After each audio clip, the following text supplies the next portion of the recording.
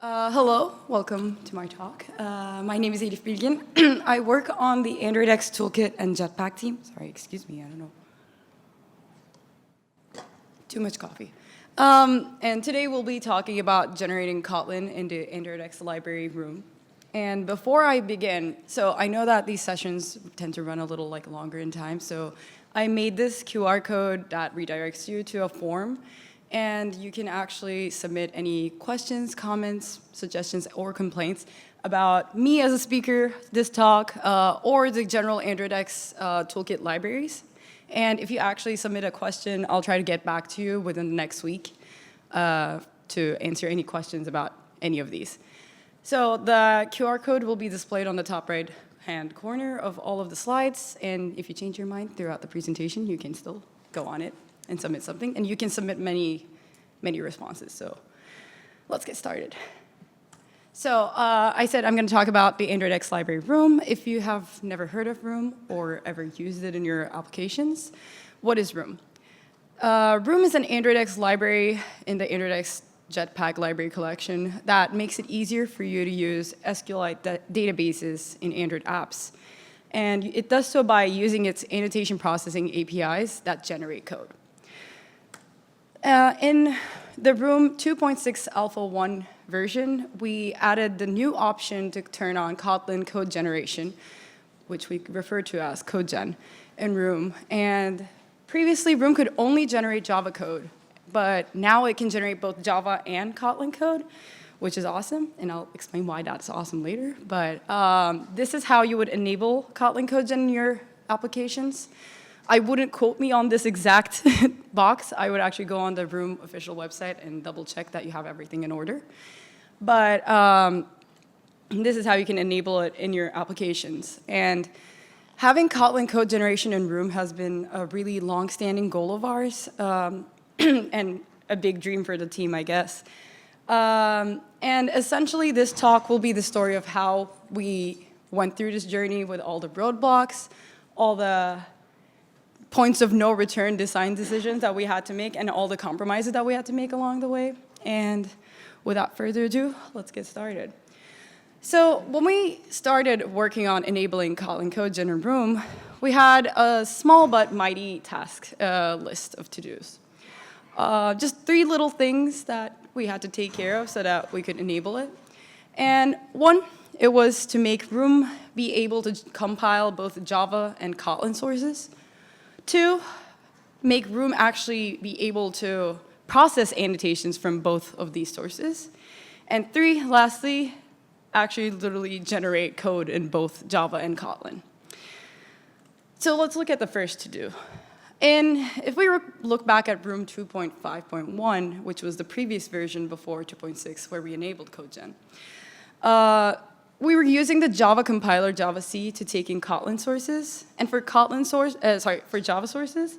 And for Kotlin sources, the story was a little different, as they were compiled by the Kotlin compiler Kotlin-C, but they were also used as inputs for annotation processing for Room through KAPT, the Kotlin annotation processing tool.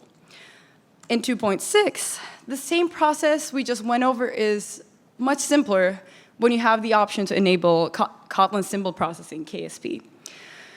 This way you can use the Kotlin compiler, Kotlin-C, for both source files, and you have the Kotlin symbol processing compiler plugin to handle the rest. You can still keep using the previous compiler flow in Room, but if you want to enable Kotlin code generation, it's only available through KSP. And the reason why it's only available through KSP is because we're able to properly read Kotlin sources with KSP and get accurate types information, which is crucial for generating Kotlin code. And we weren't able to do that earlier. So now KSP is enabled. With that, we can see that we took care of the first item in our to-do list. So now we can compile both of them pretty easily and get accurate information. Next, we needed a unified processing logic for both Java and Kotlin, which we made possible through a library we created called XProcessing. So when you look at Room's entire code generation flow, regardless of the language before the Kotlin CodeGen, and after it's the same.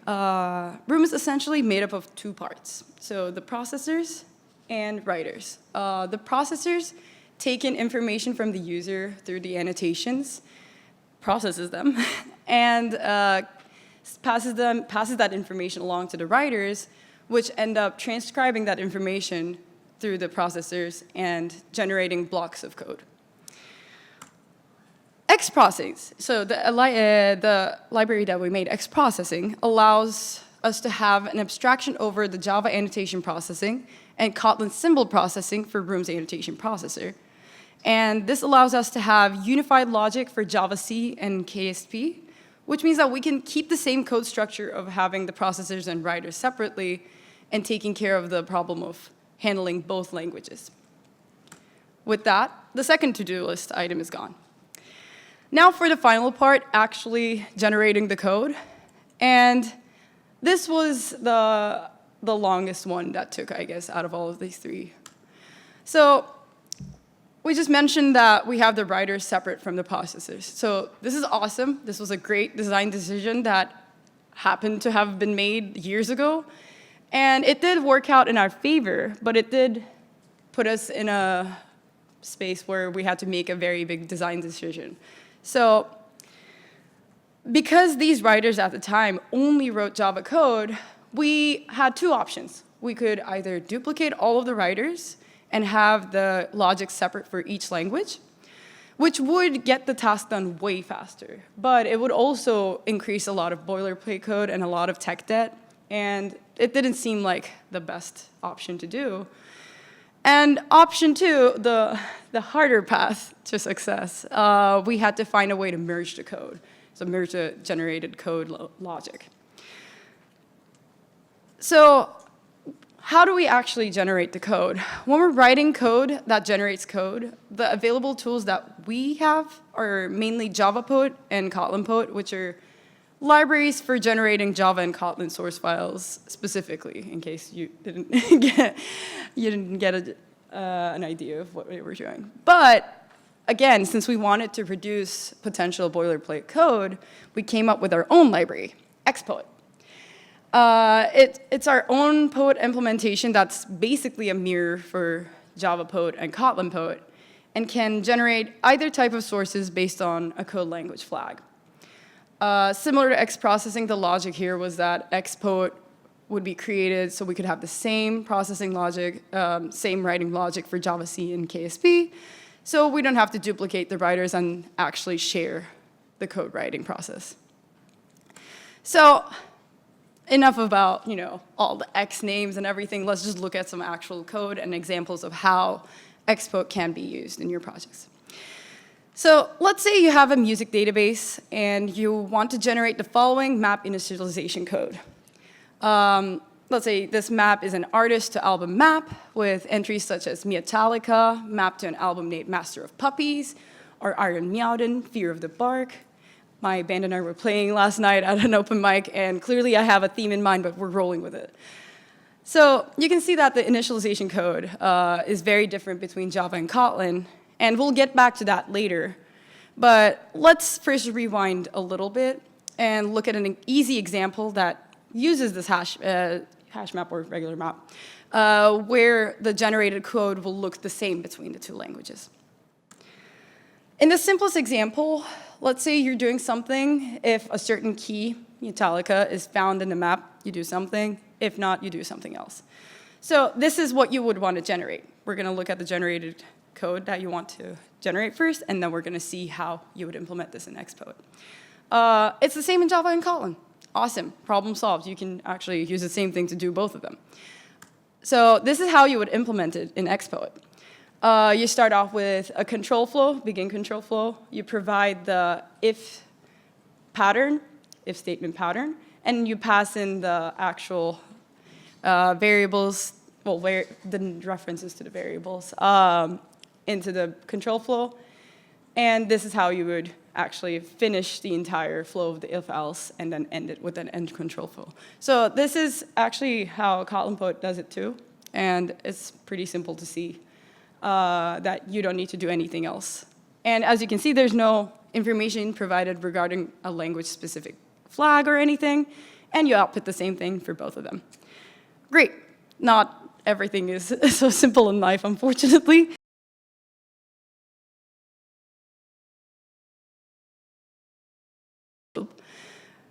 They're different, like they're completely different. But if you look closely, you'll notice that the elements in this control flow are the same, they're just ordered differently. So you could actually maybe, find a way to do this with one try, so like the two birds and one stone situation. So this is how you would represent this in Xpoet. Again, we start with a begin control flow, but it's called begin for each control flow. This time, you provide the reference to the keys, because you're iterating over the keys in this case, the type of the thing you're going to use to iterate with, and the actual name of the variable, iterator variable, and then you can actually add statements for within the for loop, and then you end your control flow. So if you just do this, again, it's one code block that you write, and you can generate both of these. And this seems pretty magical, but basically what you're doing here is using this special control flow function that we have in Xpoet, begin for each control flow to easily generate the code below. And under the hood of this function, you can see that there's a delegation to Java Poet and Kotlin Poet. So as I referred to it before, Xpoet is a mirror of both of these. So what you do is you provide the different patterns below for each of the languages. And then because the parameters that you're taking in are the same, they're just ordered differently, you can use the same function to do this, which is great. And you ultimately generate the code that you want to in both of the languages correctly. Let's look at a last example. So kind of circling back to the map initialization that I was referring to at the start of this. Here's another example of a formatting difference between Java and Kotlin when you're initializing a map. And as you can see here, it doesn't have to be a map, but as you can see here, Java has the new keyword in front of the initialization block on the right-hand side, and Kotlin doesn't have this. You can actually write this in Xpoet similar to the previous ones, but in this case, we're adding a local variable, so it's for initialization only. You can use the function add local variable, provide the name, the type, and the assignment expression, which is the right-hand side of the expression, in this function. And you'll note that in the assign expression block, you're providing something called an Xcode block of new instance. So in this case, you pass in the language flag, but you don't have to manually actually write down Kotlin or Java. This is the language flag that's throughout the room that you pass in. And again, under the hood of this of new instance function, we do something a little cool. So similar to the for each example, you have something that's being set based on the code language itself. And in this case, it's the new keyword. As you can see, you use the same pattern down there for the initialization block, but because the new keyword is an empty string for Kotlin, you can use one pattern for both of them. So I think a lesson here is that preemptively arranging string expressions with the idea of making it work for both languages really pays off when reducing the repeated code. So we had some cases where we had to kind of find a smart, now I don't want to say hacky because that doesn't sound good, but a smart, hacky way to kind of do these things. And this was basically a theme that we had to keep in mind throughout the entire process. And with Xpoet, I can say that all of the 3 to-dos were complete.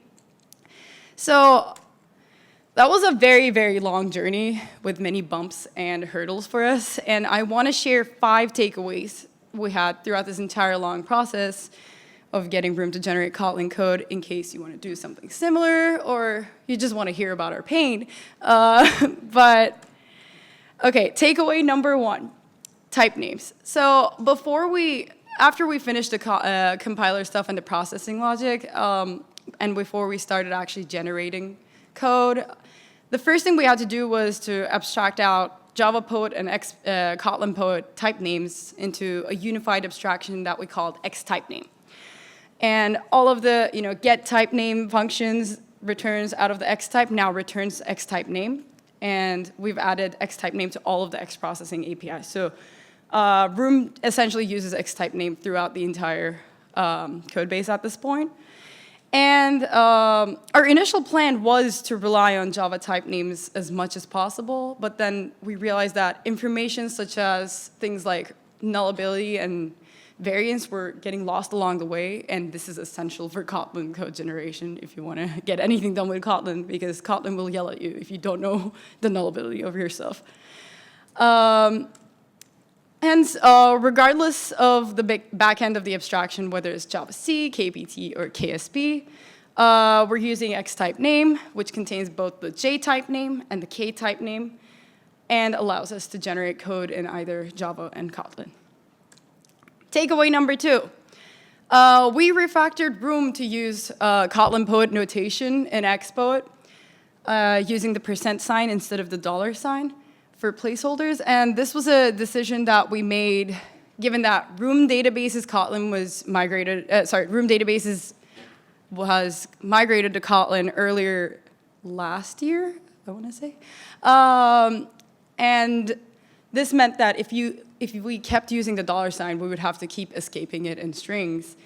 And therefore, we opted to switch to the %, which happened to be the same as the Kotlin Poet placeholders. So it kind of worked out, but we had to refactor a lot, and it was pretty painful. So it was a hard decision to make, and it took a lot of time, but essentially, we think that it was the best case scenario.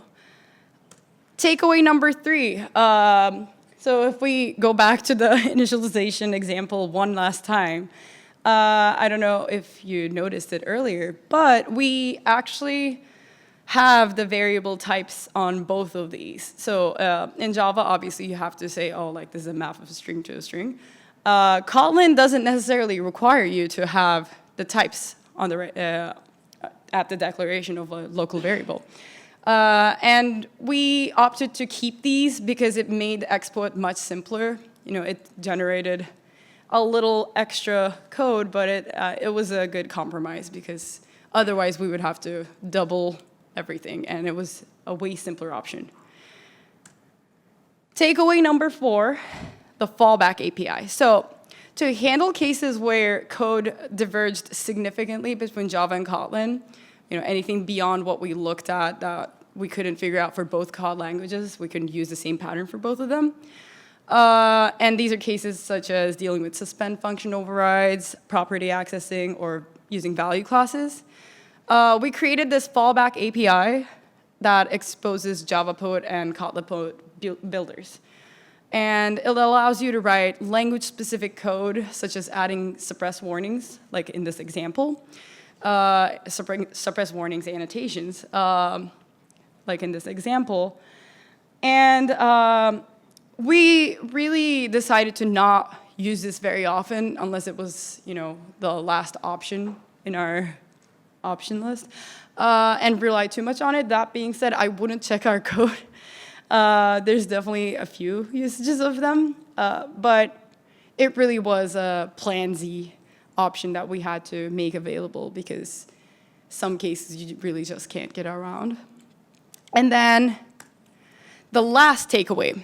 So the biggest design compromise that we had to kind of make peace with at the start of this journey was that we had to understand that we were going to have to generate pseudo Java code and significantly less idiomatic Kotlin code as much as possible, because otherwise we would have a lot of divergence between the two languages, and this definitely minimized the divergence and allowed us to use the fallback API significantly less than we would have. This meant that, unfortunately, we could not have certain nice, cool things like Kotlin scope functions in the generated code, which would have been awesome.